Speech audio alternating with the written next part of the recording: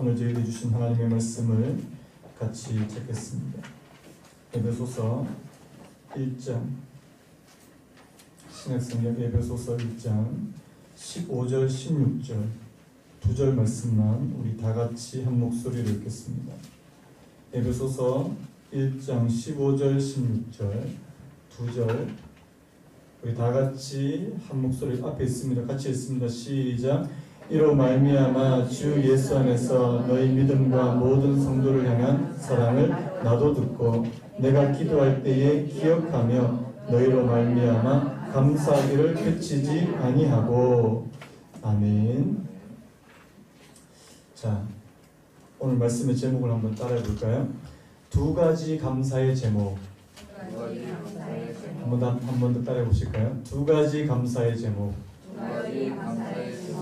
오늘 이 감사에 대해서 좀 말씀을 나눌까 하는데요. 우리 일본에서 이 경영의 신이라고 불리는 이 마츠시다 고노스케라고 하는 사람이 있습니다. 이분이 어떤 분이냐니까 여러분 그 파나소닉을 아시는 분들은 아마 저 세대 아니면 저 윗세대인 것 같아요. 아마 요즘에 젊은 우리 그리고 어린 학생들은 이 파나소닉이 뭔지 잘 모를 건데요. 그 예전에 그 워크맨이라고 그랬죠. 이 워크맨 이 안에 카세트 테이프 넣어 다니는 그 유명한 일본 브랜드 중에 하나가 이 파나소닉이었는데요. 이 파나소닉을 창립한 이 고노스케라는 사람이 이분이 이제 나중에 이제 얼마나 크게 기업을 이루냐니까요. 계열사만 무려 570개, 계열 회사만 570개고 총 종업원이 13만 명을 거느리는 대기업의 이제 총수가 됩니다. 이제 한 번은 이제 그의 직원이 이 사람한테 이제 성공 비결을 물은 거예요. 회장님은 어떻게 이처럼 이렇게 큰 성공을 거두게 되었습니까? 하니까 이분이 이제 이렇게 얘기하는 거예요. 나는 세 가지 하늘의 큰 은혜를 입었다. 이렇게 얘기하는 거예요. 그 세 가지 큰 은혜가 뭐냐니까 첫 번째, 자기가 지독하게 가난했다는 거예요. 이게 뭐 너무너무 가난했고, 두 번째가 그 다음에 몸이 허약했다. 그리고 세 번째가 배우지 못했다. 여러분 이 세 가지가 무슨 은혜라고 생각이 될까요? 그런데 이분의 말 한번 들어보시기 바랍니다.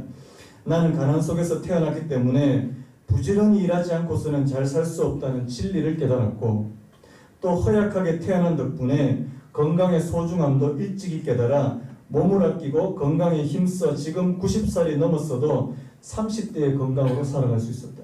이분이 이 겨울철에도 이제 냉수 마찰하시는 그런 분이래요. 저는 절대로 못합니다. 그리고 이분이 이제 초등학교 4학년 때 이제 집안이 완전히 망해가지고 이제 몰락하게 됐는데요. 초등학교 4학년을 중퇴했어요. 그때부터 이제 아무것도 배우지 못했는데요. 그래서 항상 이 세상의 모든 사람들을 나의 스승으로 받들어서 배우는 데 노력했다. 이러한 불행한 환경이 나를 이만큼 성장시켜 주기 위해서 위해 하늘이 준 시련이라 생각되어서 항상 감사하고 있다. 뭐 이렇게 얘기하는 거예요. 여러분 이게 굉장히 놀라운 말 아닙니까? 이게 하나님을 믿는 사람의 고백이 아니고 이게 하나님 안 믿는 사람의 고백이거든요. 또 이런 말을 했답니다. 한번 들어보실래요? 감옥과 수도원의 공통점은 세상으로부터 고립되어 있다는 것이다. 차이가 있다면 불평을 하느냐 감사를 하느냐 하는 것뿐이다. 불평은 인생 감옥을 만들고 감사는 인생 감탄을 만든다. 저는 이건 명언이라고 생각해요. 한번 따라해 보실래요?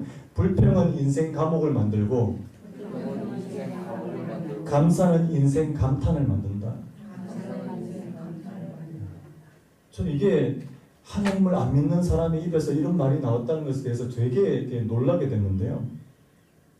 여러분, 우리가 어떤 환경에 있느냐가 물론 중요한데요. 이 어떤 환경에 있느냐보다 더 중요한 것이 내가 그 환경에서 어떤 관점을 가지고 어떻게 반응하면서 사느냐, 이게 훨씬 더 중요하다는 것을 보여주는 그런 대표적인 예가 아닐까 생각이 돼요. 아무리 좋은 환경에서 살아도요, 이 계속 불평하는 사람이 있지 않습니까? 그리고 아무리 환경이 나빠도 그 가운데서 또 감사를 찾으려고 하고요, 또 관점을 바꾸려고 하는 그런 사람들이 있더라는 사실입니다. 그래서요, 아무리 좋은 환경에 있어도 날마다 불평하며 사는 사람은 그 사는 곳이 뭐가 된다고요? 감옥과 같은 곳이 되고요. 그런데 아무리 환경이 나쁘다 할지라도 그곳에서 감사가 되면 그곳은 마치 수도원처럼 영성이 있는 수도원과 같은 곳이 될 것이다. 이렇게 얘기를 하는 겁니다. 여러분, 그래서 성경에서도 이 불평에 대해서 이런 말을 하더라고요. 시편 37편 8절에 이런 말씀이 있습니다. 제가 한번 읽어볼까요? 분을 그치고 노를 버리며 불평하지 말라. 오히려 악을 만들 뿐이라. 다시 한번요.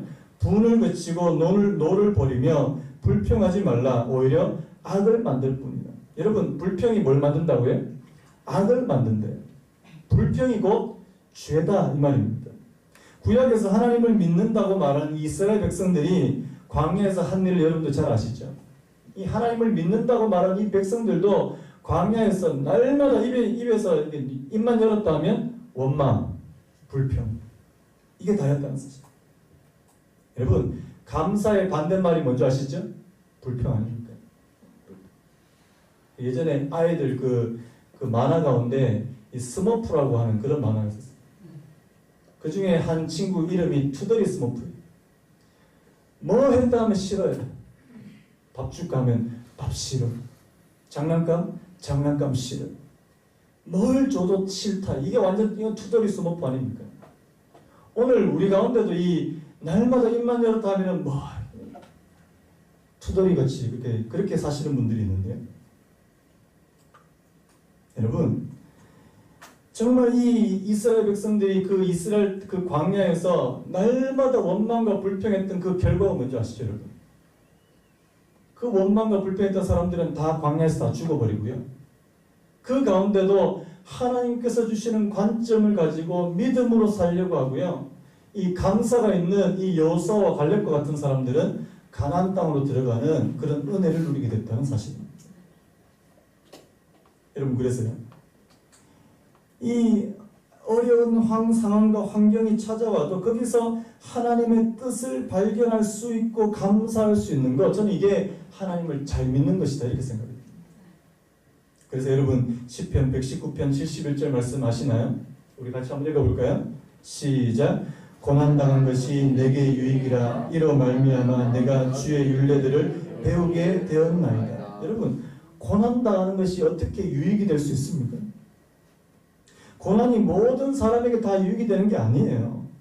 보통 고난을 변장된 축복이다 이렇게 이야기하는데 많은 경우에는 그냥 고난이 고난으로 끝나버리는 경우가 많다는 사실입니다. 오히려 고난을 많이 당해서 마음에 쓴뿌리가 생기고요. 그리고 하나님과 사람들에 대한 원망과 불평만 늘어나는 사람들이 많습니다. 그러나 고난이 정말 우리에게 유익이 될 수 있는 그 이유는 뭐냐? 그 고난을 통해서 하나님을 발견하게 되고요. 오늘 말씀처럼요. 뭐를 배우게 된다고요? 하나님의 말씀을 배울 수 있는 사람이 되더라고요. 이런 말이 있더라고요. 같은 이슬을 먹고 사는데요. 소는 우유를 만들고요. 독사는 독을 만들더라는 사실. 여러분, 그 말씀 아시죠? 같은 이슬을 먹고 사는데요. 소는 우유를 만드는데 독사는 독을 만들더라고요. 뭘 얘기하는지 아시겠죠? 고난을 통해서 하나님의 말씀을 배우고 감사할 수 있는 그런 은혜가 오늘 저와 여러분들의 있기를 예수님의 이름으로 축원합니다. 오늘 이런 관점으로 오늘 말씀을 보니까요.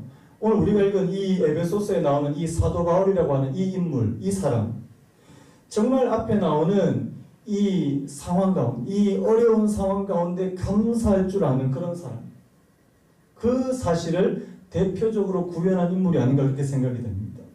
여러분, 제가 여러 번 말씀했지만 이 바울은 말 그대로 지금 감옥에 있어요. 감옥에 갇힌 사람.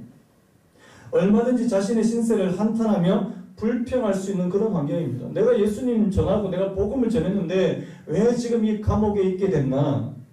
불평할 수 있어요.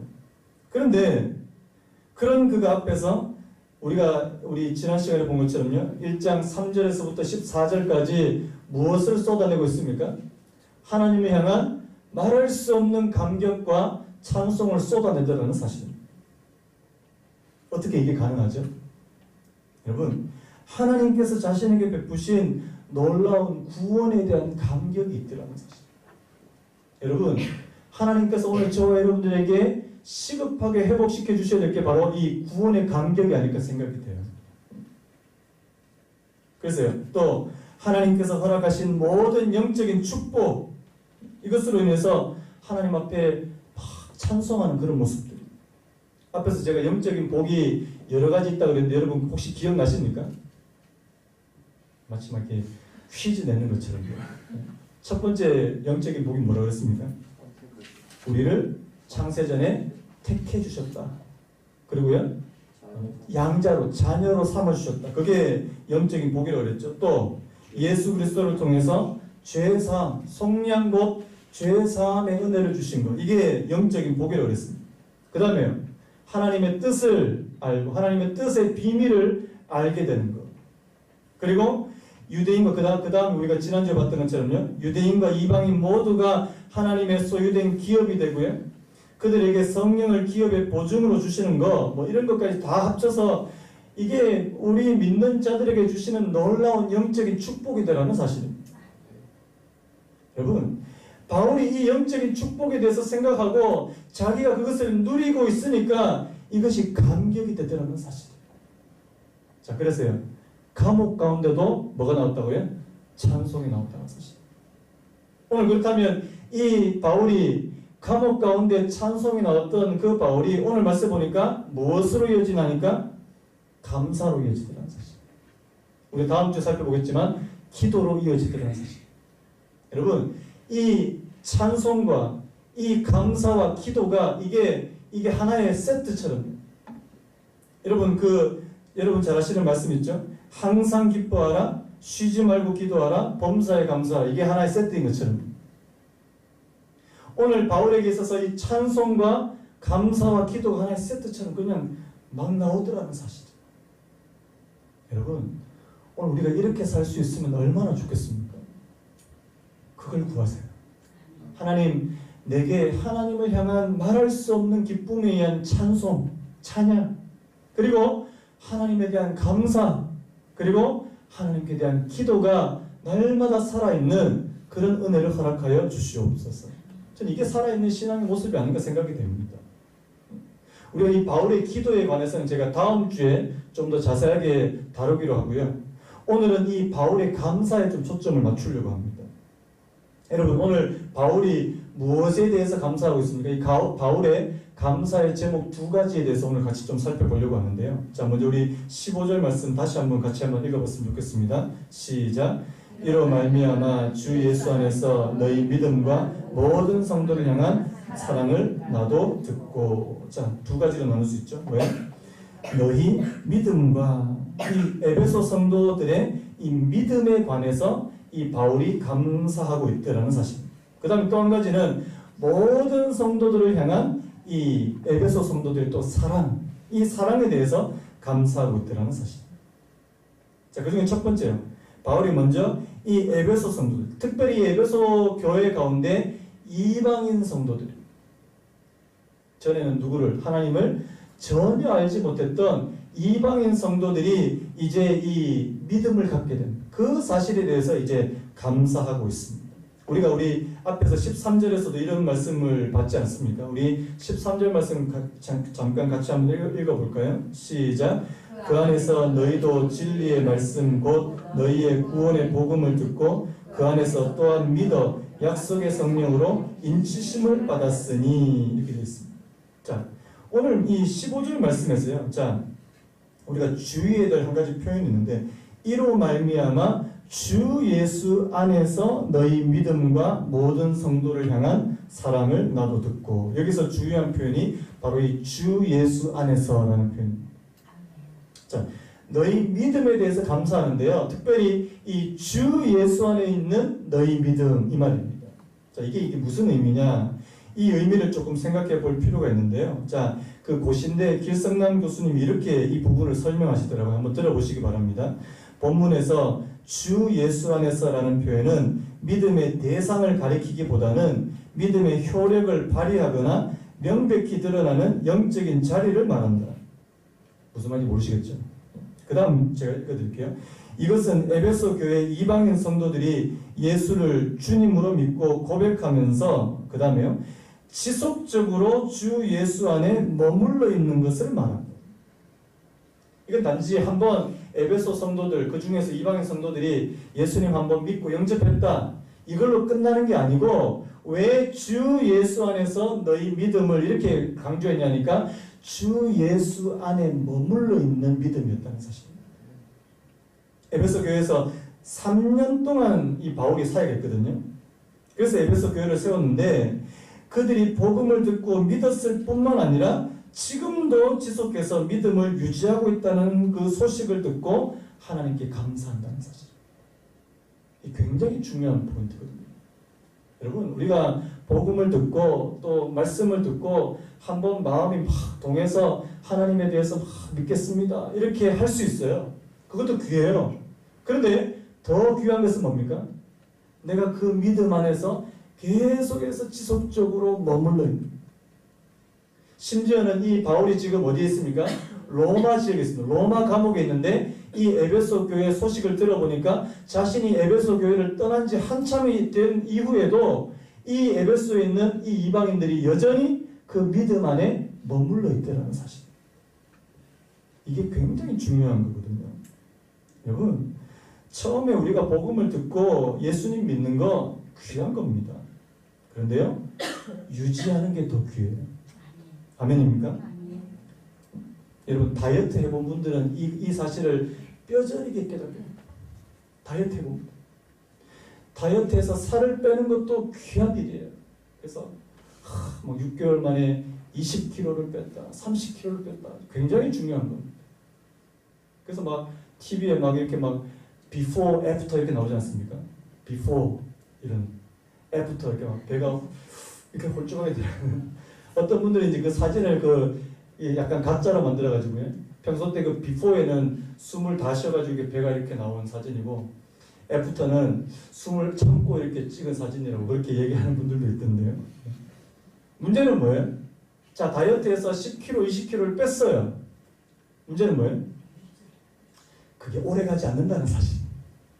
제가 아는 목사님, 여러분 그 목사님들 보통 체형이 저 같은 체형이 아니에요. 여러분 혹시 아세요? 전형적인 목사님 체형은요, 저보다 좀 키가 좀 작고 약간 옆으로 이렇게, 그리고 이제 배가 좀 이 정도 이렇게 서면 이렇게 배가 이렇게 대이는 이렇게, 그런 체형이 보통 목사님들 체형이거든요. 그래서 제가 아는 목사님들 중에 몇 분이 이 뱃살을 빼야 되겠다, 이거 뱃살을.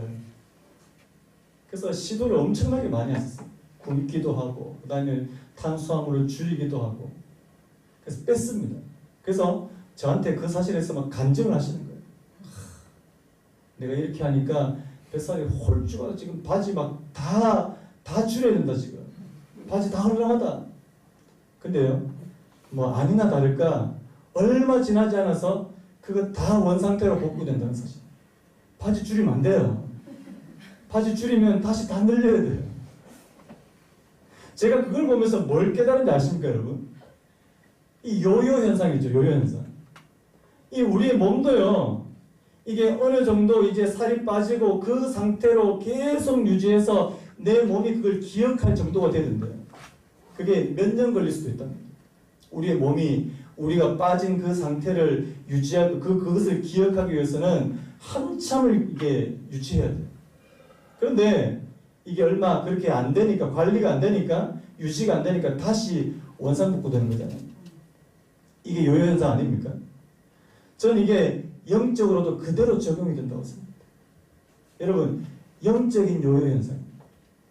여러분, 우리가 하나님 앞에 막 은혜를 받고 막 내가 주를 위해서 막 은혜를 많이 받은 분들은 막 주를 위해서 뭐든지 다 할 것 같아요. 근데 제가 그런 분들을 보면 좀 지켜봅니다. 얼마나 가시려나. 많이 가는 분들은 한 달, 뭐 두 달. 문제는 뭐예요? 유지가 어렵다는 사실.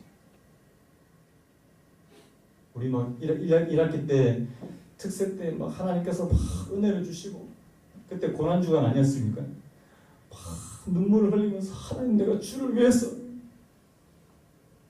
많이 못 가시더라고요. 안타깝게. 여러분, 뭐 그렇다고 해서 내가 이번에 특색 때 뭐 해봤자 소용없다 이렇게 생각하지 마시고요.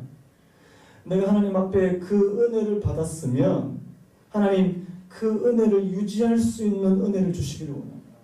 하나님, 내가 그 믿음 안에서 머물러 있는 그런 은혜를 주시기를 원합니다. 하나님 앞에 진짜 구하셔야 돼요. 그렇다면요, 이 에베소 성도들, 특히 이 이방인 성도들이 예수님을 믿는 이 믿음을 유지할 수 있었던 비결이 뭘까요? 여러분, 비결이 뭘까요? 비결은 간단해요. 하나님을 향한 믿음을 유지하기 위해서 매일 노력했다는 사실. 매일. 여러분, 그 다이어트 했던 그 몸을 유지하기 위해서 매일 신경 쓰고요. 매일 관리하는 것처럼요. 우리도 영적으로 매일 깨어서 매일 신앙생활 하면요. 여러분, 왜 신앙이라고 하는 글자 다음에 이 생활이라고 하는 말을 붙였을까요? 신앙은 생활이에요. 아멘입니까? 매일 하는 거예요. 근데 어떤 분들은 신앙생활을 한번 이렇게 기분 좋으면 한 번씩 하고 평소 때는 이제 그냥 안 하는 그 신앙생활이 아니에요. 아까 우리 찬양 불렀지 않습니까? 주의 인자는 끝이 없고 그의 자비는 무궁하니 그 다음 뭐라고요? 아침마다 새롭고 늘 새로우니 주의 성실이 금이라 성실하신 주님. 하나님은 매일 저희들에게 은혜를 베풀어 주시기를 원해요. 믿으십니까? 그러면 우리는 그 새로운 하나님의 은혜를 매일매일 공급받으면요 유지가 됩니다. 문제는 뭐예요? 그게 잘 안 되는 게 문제예요. 내가 진짜 은혜의 자리, 기도의 자리에 하나님 앞에 정말 나오는 그것이 없기 때문에 하나님께서 여러분들에게 부어주고 싶어도요 잘 안 되는 거 아닙니까? 기도도 마찬가지더라고요. 기도도 매일 하지 않으면요 우리의 기도가 굉장히 무뎌지는 것을 제가 느낍니다. 제가 이번 주에 추석 연휴라고 월화수 새벽 기도를 완전 뺐지 않습니까? 저 이번에 가족들끼리 다 모였는데 제가 제일 많이 잤어요. 완전 늘어지게 잤어요. 근데 저보고 한 목사 잠만 잔다고 이렇게 타박을 주는 분이 한 분도 안 계시더라고요. 수고 많이 했다고. 이때까지 애쓰고 수고 많이 했다고. 더 잘하고. 얼마나 제가 은혜를 받았는지. 그냥 3일 동안 새벽기도 안 했거든요. 몸은 너무 편했어요. 그런데요. 제가 목요일에 딱 와서 새벽기도를 하려니까 기도가 잘 안 나오는 거예요. 뭘 말하는지 아시겠죠? 딱 3일 새벽 쉬었는데요. 기도가 잘 안 나오는 거예요. 몸은 정말 편했는데 마음 한구석은 안 편하더라는 사실이에요. 예전에 어떤 목사님 책에서 제가 읽은 내용이 있는데요. 어느 교회 초등부 선생님이 자기 초등학교 4학년짜리 여학생한테 이런 질문을 했답니다. 너 어떻게 하면 천국 가는지 아니? 그러니까 이 아이가 예수님 믿으면 천국 가요. 이렇게 대답했습니다. 정답 아닙니까? 그러니까 이 선생님이 또 질문했습니다. 그러면 너 어떻게 하면 지옥 가는지 아니? 그러니까 이 아이 하는 말이 정말 가관해요. 가만히 있으면 지옥 가요. 가만히 있으면 지옥 가요. 저는 그게 정답이라고 생각해요. 진리예요. 여러분, 우리가 아무것도 안 하고 가만히 있으면요, 우리는 저절로 지옥 갑니다. 그게 우리 존재예요. 하나님께서 날마다 저희들에게 새로운 은혜를 부으시고 새롭게 마음을 다잡고 우리가 하나님께로 다시 표대를 향해서 달려가려고 하는 그런 노력과 수고가 없으면요, 나도 모르게 하나님께로부터 멀어져 버리고요, 은혜에서 이탈해버리고요, 그런 삶을 살더라는 사실입니다. 그래서 여러분 축복합니다. 매일 하시기 바래요. 하나님, 내가 신앙생활 하는데 매일 하기를 원합니다. 하나님의 은혜를 구하는데 매일 구하기를 원합니다. 여러분 매일 밥 드시죠? 일주일에 한 번 먹는데요. 일주일에 한 번 드시죠. 일주일에 한 번 먹어서는 살 수가 없어요. 은혜도 마찬가지입니다. 매일 하셔야 됩니다. 자, 그래서 제가 이제 요 부분. 그 다음에 또 한 가지 중요한 포인트 또 한 가지 더 있습니다. 아까 앞에서 제가 그랬어요. 이 믿음을 유지하는 것에 대한 말씀을 드렸고요. 또 한 가지 중요한 포인트는 뭐냐니까요. 이 바울이 지금 에베소의 이방인들의 믿음을 인해서 감사하고 있다라는 사실입니다. 이게 무슨 말이냐니까요. 자신이 감옥에서 좀 풀려나고 편안하게 사는 것, 이런 것만을 위해서 바울이 감사한 게 아니라 이 자기가 아닌 그 에베소에 있는, 지금 멀리 떨어져 있는 그 에베소에 있는 사람들의 믿음 때문에 지금 감사하고 있다는 사실입니다. 여러분, 우리는 다른 사람의 믿음에 대해서, 우리는 다른 사람의 영혼이 잘 되는 것에 대해서 감사해 보신 적 있습니까? 기뻐해 보신 적 있냐? 불신자가 복음을 듣고 예수님을 믿는 것에 대해서 여러분들 막 감사가 나오십니까? 아니면 갑자기 막 부동산을 사놨는데 갑자기 오른다고 하니까 막 하나님 앞에 막 감사가 막 터져나. 감사한 분들이. 그렇게 물론 감사해야 돼요. 그런데 내가 진짜 불신자들, 내 주변에 있는 불신자들이 주께로 돌아오는 그 역사로 인해서 내가 진짜 감사가 나와요. 특별히 공동체 안에서. 여러분, 우리 교회 안에서 어떤 분이 예수님에 대해서 잘 모르고 신앙이 없던 그런 분이 진짜 말씀을 듣고 눈물을 흘리면서 회개하면서 주께로 돌아오는 그 사건에 대해서 여러분들 진짜 기뻐하면서 감사할 수 있습니까? 저는 이게 진정한 공동체 모습이라고 생각합니다. 여러분, 누가복음 15장 7절 말씀 같이 한번 읽어볼까요? 시작. 내가 너희에게 이르노니 이와 같이 죄인 한 사람이 회개하면 하늘에서는 회개할 것이 없는 의인 99으로 말미암아 기뻐하는 것보다 더하리라. 여러분, 죄인 한 사람이 회개해서 주님께로 나오면 하늘에서는요 잔치가 벌어진대요. 축제가 일어난다. 그만큼 한 영혼이 주님께로 돌아오는 것이 얼마나 귀한 일이냐. 오늘 우리가 그 사실에 대해서 정말 감격하고 감사할 수 있는 그 감사가 회복되시기를 예수님의 이름으로 축원합니다. 우리 교회 와서 학습 문답도 받으시고 세례 받으시는 분도 있어요. 이번에도 학습 문답 받고요. 또 아마 다음 달 아니면 다음 달쯤에 또 세례 베풀 겁니다. 여러분, 세례를 베푼다는 건 뭐예요? 공식적으로 나는 예수 믿는 사람 되겠습니다. 그거 말하는 거 아니에요? 여러분, 함께 기뻐해 주시기 바랍니다. 함께 기뻐해 주시기 바랍니다. 저는 웃는 이들과 함께 웃고 우는 이들과 함께 우는 것이 저는 진짜 교회의 모습이라고 생각합니다. 그 사람이 잘 되는 것은, 물론 우리 자신이 잘 되는 것에 대해서도 물론 하나님 앞에 감사하는 거 좋습니다. 그런데 내가 남들이 잘 되는 것에 대해서, 여러분, 다른 사람들이 잘 되면 마음이 막 기쁩니까? 아니면 갑자기 배가 막 아픕니까? 갑자기 복통이 일어나면서 옆집에 누가 막 아파트 넓은 평수로 갔어요. 축하한다. 아니면 내가 지금 배 아파서 나 화장실 가야 되겠다고. 어느 쪽이세요? 축하해 주세요. 다른 사람이 잘 되는 거예요. 다른 사람이 더 좋게, 더 형통해지는 것도 여러분 축하해 주시기 바라요. 함께 기뻐하는 거예요. 마틴 로이드 존스 목사님 이런 말씀하셨답니다. 그리스도인이 되는 것을 온 세계에서 일어나는 가장 근본적인 변화요, 가장 심오한 사실입니다. 불신의 상태에 머무는 것과 신앙을 갖는 것은 죽음과 생명의 차이요, 무덤에 있는 것과 세상에 나와 자유롭게 활보하는 것의 차이다. 무슨 말입니까? 아까도 제가 말씀했지만 한 영혼이 주님께로 돌아오는 것. 여러분, 오늘 우리 교회에서 가장 기뻐하는 것 중에 하나는요, 한 영혼이 주님께로 돌아오는 것인 줄로 믿습니다.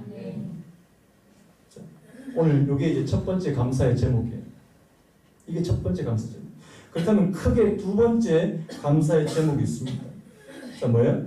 모든 성도를 향한 사랑입니다. 자, 우리 15절 말씀을 다시 한번 같이 읽어봤으면 좋겠는데요. 15절 다시 읽습니다. 시작. 이로 말미암아 주 예수 안에서 너희 믿음과 모든 성도를 향한 사랑을 나도 듣고. 자, 여기서 중요한 포인트는요, 하나님을 믿는 믿음에서 그치지 않고, 자, 앞에서 이제 너희 믿음과 이렇게 되어 있는데요, 너희 믿음 다음에 뭐가 나옵니까? 모든 성도를 향한 사랑이 나온다는 사실. 자, 믿음에서 그치지 않고 그 믿음이 우리에게 무엇으로 표출된다고요? 사랑으로 표출된다는 사실. 이것도 굉장히 중요한 것입니다. 여러분, 우리가 하나님을 믿는 믿음 좋습니다. 하나님 앞에 예배하고 그분을 섬기고 그분 높여드리고 좋습니다. 그런데 거기에서만 그치면 안 된다는 사실. 거기서 어디로 가야 된다고요? 모든 성도들을 향한 사랑. 여러분, 구약에서 중요한 두 계명을 아시죠? 성경 전체를 다 통틀어서 여러분 가장 중요한 두 계명이 뭐예요? 하나님을 사랑하는 것.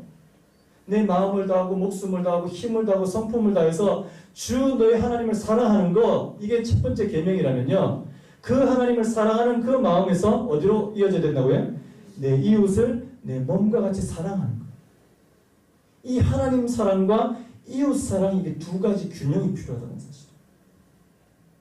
여러분, 어떤 분들 이런 분들이 있어요. 나 하나님 앞에, 나 교회 와서 그냥 나만 예배 잘 드리면 되지 뭐. 어떻게 보면 맞는 말인데 어떻게 보면 굉장히 위험한 말이라는 사실. 나만 예수 잘 믿고 나만 예배 잘 드리면 되지 뭐. 하나님께서는 결코 거기에서 머무르기를 원하지 않는다는 사실. 내가 하나님을 사랑하고 그분 앞에 예배를 드렸으면, 자, 그게 어디로 흘러가야 된다고요? 내 성도들, 모든 성도들을 향한 사랑과 내 이웃을 향한 사랑으로 흘러가야 된다는 사실. 자, 우리 야고보서 1장 27절 같이 한번 읽어봤으면 좋겠는데요. 앞에서 같이 읽습니다. 시작. 하나님 아버지 앞에서 정결하고 더러움이 없는 경건은 곧 고아와 과부를 그 환난 중에 돌보고 또 자기를 지켜 세속에 물들지 아니하는 그것이니라. 여러분, 보통 생각하기에 경건이라고 말하면 뭐가 떠오르세요? 경건. 하나님 앞에 막 기도와 말씀에 전무하고 자기를 지켜가지고 막 이상한 데 가지 않고 막 세속에 물들지 않는, 그것도 경건의 한 모습이에요. 그런데 오늘 이 야고보서 1장 27절에 경건의 또 다른 중요한 모습이 뭐라고 되어 있습니까? 고아와 과부를 그 환난 중에 돌아보는 것. 여러분 믿으십니까? 경건의 두 가지 모습이 있다는 사실. 내 자신을 지켜서 세속에 물들지 않는 것, 내가 세속적인 것에 빠지지 않는 것, 내가 죄에 빠지지 않는 것, 그것도 중요한 경건의 한 모습인데요. 또 하나는 뭐라고요? 고아와 과부를 가난한 가운데, 그 환난 가운데 돌아보는 것. 이웃 사랑을 말씀하는 거 아닙니까? 자, 또 야고보서 2장 22절 같이 읽습니다. 시작. 내가 보거니와 믿음이 그의 행함과 함께 일하고 행함으로 믿음이 온전하게 되느니라. 여러분, 이 믿음이 무엇과 함께 같이 간다고요? 행함과 함께 같이 간다. 여러분, 하나님을 믿으십니까? 주 예수 그리스도를 믿으세요? 그럼 반드시 우리에게 뭐가 나타나야 될까요? 다른 사람들을 향한 이 사랑이 나타나야 된다는 사실. 사랑, 이 행함이 나타나야 된다는 사실. 내가 아무리 믿는다고 말해도 이 믿음에 따르는 이 행함, 이 사랑, 이것이 동반되지 않으면 그것을 온전한 믿음이라고 말할 수 없다는 사실이에요. 여러분, 우리 교회가 절기 때마다 막 절기요금 가지고 다 막 구제하려고 그러고 그렇게 애쓰고 있는 이유가 뭔지 아십니까? 우리가 교회가 뭐 돈이 많아서 지금 그렇게 하고 있습니까? 이번에도 추수감사절 앞두고 제가 어디를 해야 되나 벌써부터 지금 고민하고 있는데요. 왜 이렇게 하는 거예요? 왜 이렇게 하죠? 제가 우리 지난주에도 그 말씀드렸잖아요. 그 기독교 서점 운영하시는 그 집사님이 자기 사비를 털어가지고 이 김포 지역에 한번 청년들 한번 좀 살려보겠다고 이 찬양 집회 이거 하는데 자기 돈 막 투자하시더라고요. 그래서 제가 이때까지는 제 마음에 나중에 조금 더 있다가 했는데 이번 주에는 제 마음에 막 이게 도와줘야 되겠다는 마음이 너무 컸어요. 아직까지 저희가 뭐 구제부나 선교부나 이 부서가 조직이 안 돼가지고 제가 그 뭐 같이 의논할 그런 분들이 안 계셔서 제 혼자 결정했는데요. 내년쯤에 아마 저희가 그런 부서를 조직해가지고 제가 함께 의논해서 결정할 것 같은데요. 제 마음에 막 도와드려야 되겠다는 마음이 막 일어나는 거예요. 그래서 이제 전화를 했죠. 그래서 이러이러해서 저희가 조금씩이라도 좀 도와드리고 싶다니까 집사님이 막 얼마나 감격을 하시는지. 여러분, 왜 이런 거 합니까? 우리 교회 재정 다 우리 교회를 위해서, 다 우리를 위해서 다 쓸 수 있잖아요. 근데 왜 이렇게 하는 거지? 하나님께서 우리 교회 날마다 예배 때마다 하나님께서 은혜를 주십니다. 그 은혜를 내가 받았으면 거기서 머물러 있어야 됩니까? 저는 그러면 썩는다고 생각해요. 여러분, 고인물은 썩더라고요. 고인물은 썩어요. 하나님께서 우리에게 그것을 주셨으면 내가 흘려보낼 수 있어야 된다는 사실. 흘려보낼 수 있어야 된다는 사실. 여러분, 우리 개인의 삶도 마찬가지예요. 하나님께서 여러분들에게 풍성한 은혜를 주시고 있습니까? 안 주시는데요. 곤란해요. 여러분들이 하나님께서 풍성한 은혜 안 주시면 지금 구하셔야 돼요. 그 점검해 보셔야 돼요. 하나님, 내가 그 받은 은혜를 나만 누리려고 그렇게 뭐 가두리 양식장처럼 다 가두고 있는 거 아닌가? 여러분, 트여야 돼요. 흘려보내셔. 여러분, 흘려보내면요, 하나님께서 새로운 거 또 주세요. 믿으시면 흘려보내면요, 하나님께서 또 주세요. 이게 하나님이 일하시는 방식이라는 사실.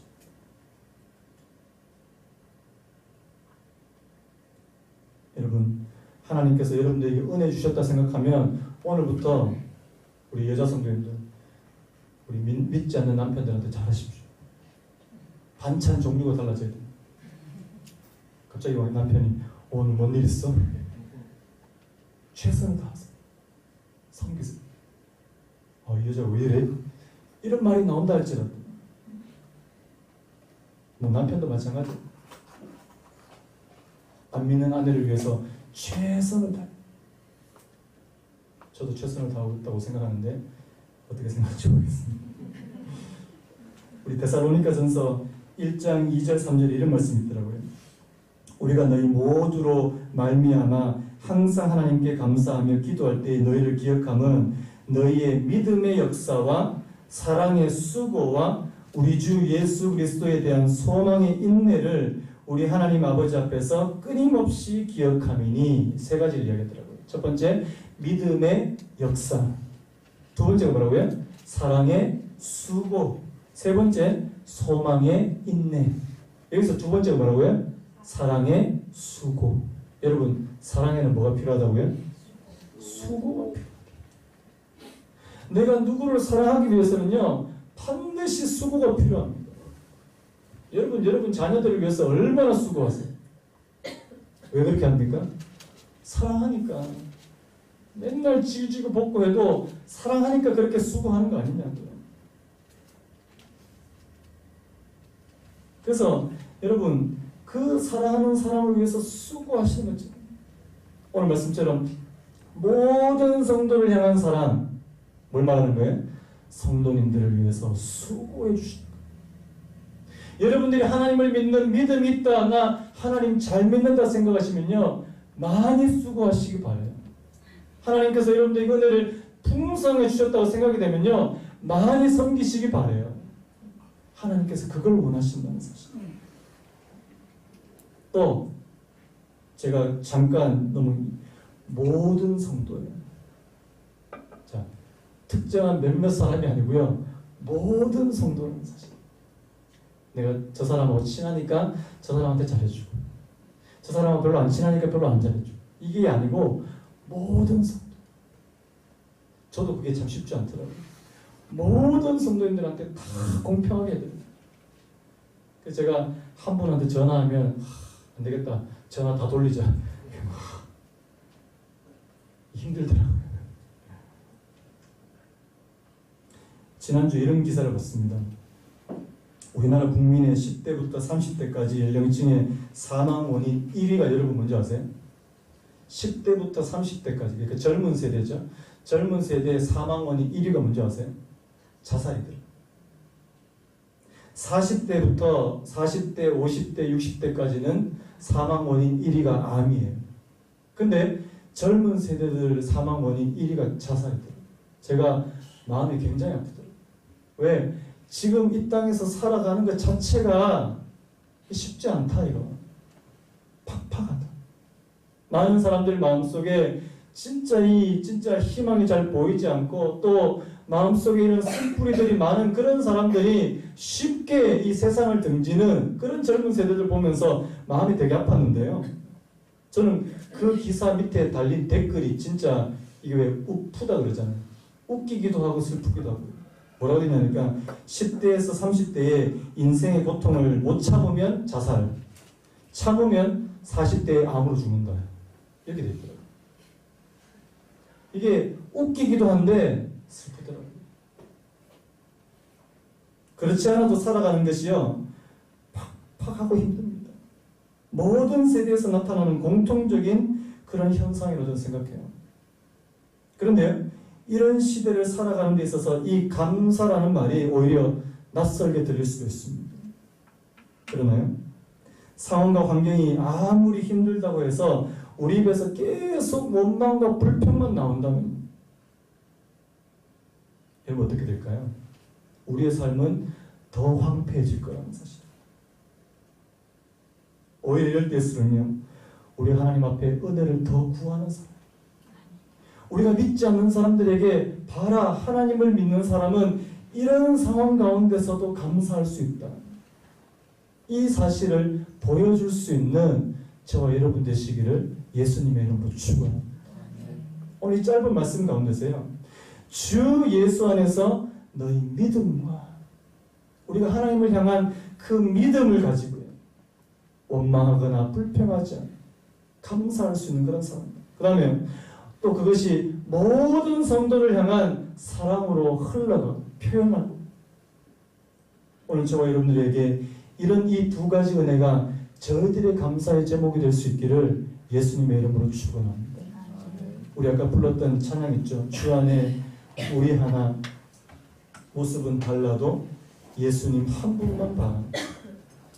사랑과 선행으로 서로를 격려해 따스함으로 보듬어가. 여러분 이게 공동체 모습 아닐까요? 주님 우리 안에 함께 하시니 형제 자매의 기쁨과 슬픔 느끼, 내 안에 있는 주님 모습 보내 크분 기뻐하시니, 주님 우리를 통해 계획하신 일 부족한 입술로 찬양하게 하시니, 주님 우리를 통해 계획하신 일 너를 통해 하실 일께. 우리 찬양, 오늘 말씀과 오늘 찬양의 가사를 생각하시면서 함께 찬양했습니다.